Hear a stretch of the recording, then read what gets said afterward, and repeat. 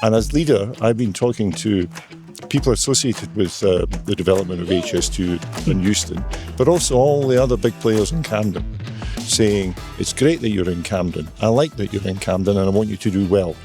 Now we've got to do more for the people of Camden so they can have the possibility of having those jobs, knowing what those jobs are, and we can raise their expectations so that when they see these buildings go up, they'll think, yes, that's for me.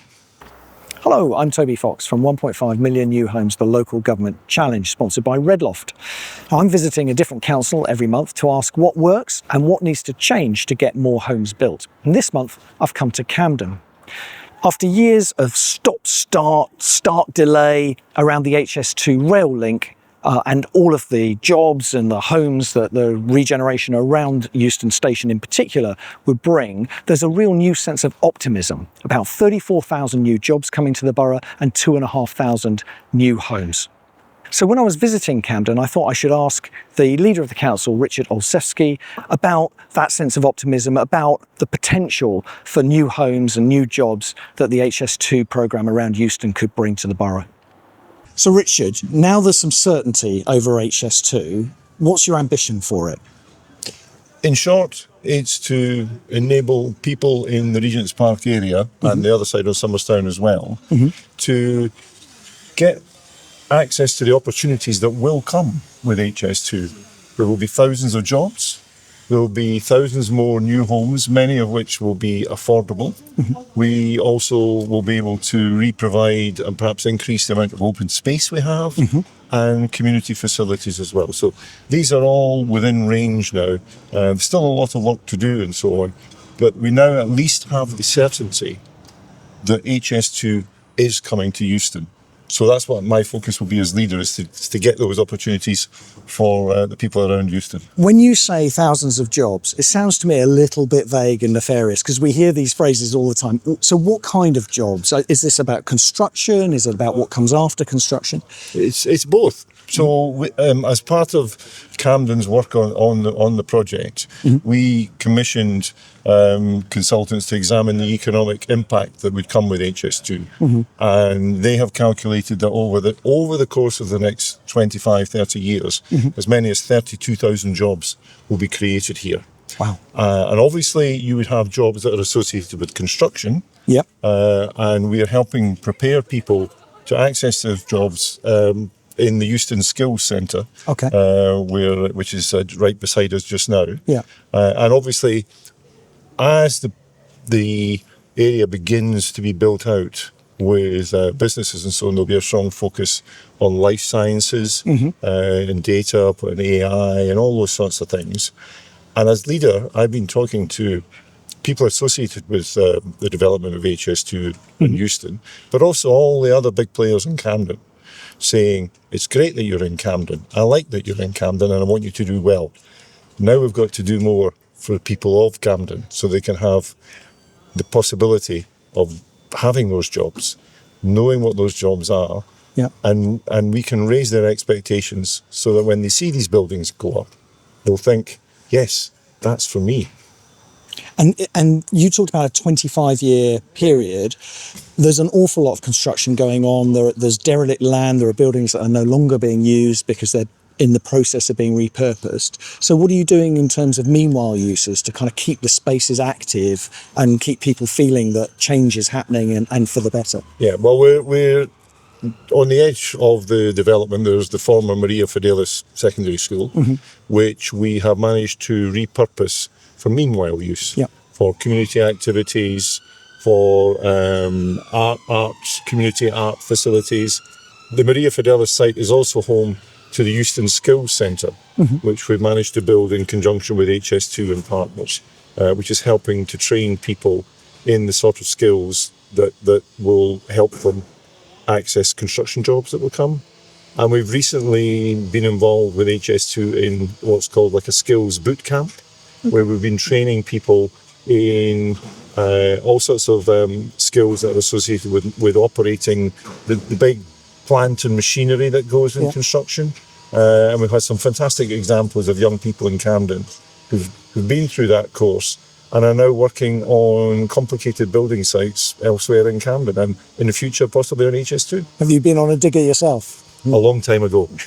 So you mentioned, Richard, about the scale of the scheme here. Can you remind us of that scale and what it's done to what was already here, the impact it's had on Camden? Yeah, well, we're standing on Drummond Street, which was a thriving, in a way, local high street right beside Euston Station, now cut in two as a result of the works that have already taken place, and until recently with no certainty about what was going to happen in the future. Yeah. So it's been a very difficult time for businesses in this area. And for the council, because the story you're telling them is you can't be certain about what they're going to get from it. Yeah, exactly. Yeah. And one thing we can at least now work on is that the development will be completed. What we have to decide now, or work with government and other partners, is what does it look like? What is the shape of it? And what can we get from it that helps businesses and residents in this area? At least now we have some certainty that the trains are coming. Yeah. Don't ask me when, but they are coming. And with that will come development around the station and so on. And part of my duty as leader of Camden is to ensure that not only is the project something that can benefit London and the UK economy, but it helps people in Camden and they can get some benefits from it, whether it's jobs, houses, nice, clean, open spaces and so on. So that's our task for the years to come. And what are you aiming for in those terms? What kinds of things are you reaching out for and hoping you'll get delivered? Well, we've done lots of economic analysis and so on, and we're involved in trying to lead on the planning of the area. You know, where might housing be, where might businesses be, etc. How does it impact the local area? Trying to shape that discussion with government departments and HS2 and so on. But we also know that there will be thousands of jobs, whether it's in construction or later on once the various businesses take root in the area. We also know that there will be possibly as many as 4,000 or 5,000 new homes. We want, as you know, ideally about half of those at least to be affordable, genuinely affordable, and we will be seeking to do that. And other community benefits, whether it's in community facilities or open spaces for people just to enjoy at their leisure and have a nice, thriving, livable neighbourhood again. Better lives. Yes, absolutely. So, Richard, you mentioned the partnership with the government. What's the nature of that partnership and how's it evolving? Yeah, well, for many years, Camden has been part of the Euston Partnership, which was set up under the previous government, bringing together government departments like housing, as well as obviously the Department of Transport, who are leading on the building of the stations and so on, plus other partners like HS2 and Network Rail and the Greater London Authority, all coming together to try and work as cooperatively as we can on the project. And what I've been doing as leader is trying to work with the partnership to develop a modern, up-to-date vision for what HS2 can mean for this whole development and for the communities and so on. And then also to engage with our communities so that they can have a sense of where we're going with this project now. And what's the importance of having a vision? I think it's so that it serves a number of purposes. One is for local people to have some idea of what the future will look like, so they can begin to see that. No one has a blueprint yet put down on the table and so on, but it's building that so that they know what that's about. But also there are so many different partners involved in it, from different parts of the railway sector, different parts of the government sector, different parts of, you have Camden and the GLA, the Greater London Authority. And what we need is an overarching vision that we know we're all working towards, as each of us does our own bit. And the evolving nature of that partnership, as I understand it, there's a development corporation being formed to take the project forward? That is still to be decided by government, and there's been a lot of work on that, been going on that. And Camden has for a long time been advocating for what we call, it's a technical term, like a locally led Development Corporation, where Camden would be in the lead, bringing together all these partners and so on, where we would have particular planning powers, etc., and be able to sort of convene the different groups together as partners, not subordinate to anyone else and so on, to do that. But we've been making the case for that with central government. Central government are having to weigh up, among everything else they have to do, they're working out what's the best way forward on that.